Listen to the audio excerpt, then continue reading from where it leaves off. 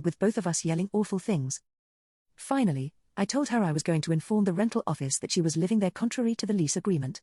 I left for my friend's place without even packing an overnight bag. The next day, my ex texted to say he'd added his mom to the lease, and she and his dad would cover half the rent while he covered the other half. I confirmed with the property manager that I was off the lease and got it in writing. I put disconnect orders in for the utilities under my name and told him to set up new accounts. I'm going to lose the damage deposit, but it's a small price to pay to be free. On the way home, I picked up boxes to pack my stuff. She was hostile when I got home, and it only got worse as she saw how much I was taking. I took Friday off to finish packing and on Saturday, with friends' help, moved to my new place. I'm paying them rent for the next 2 weeks until they move out. They didn't want me to, but I'm not staying in someone's home without contributing. If nothing else, living with my ex and his mom taught me that.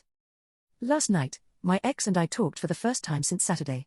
He said his mom is staying until June when the lease is up, then moving back to their hometown. He asked how long a break I thought we should take.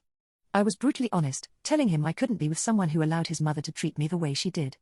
I hoped he learned to stand on his own and establish some boundaries. He looked like he was going to cry and just left. As far as I'm concerned, this whole thing is over and done. It's a learning experience, and I'm glad I found out how awful my ex's mom is before we got married. The thing that amazes me is the amount of damage this woman leaves in her wake and how utterly oblivious she is. She destroyed our engagement and relationship, left my ex in a worse financial situation, delayed her ex-husband's retirement, and made my life hell for over 6 months. And she walks away completely unscathed, returning to her hometown to pick up her old teaching job. I'm thinking about visiting my parents next week and working from their house. I want to tell them how boring and undramatic they are and how I'm so grateful for that and love them for it.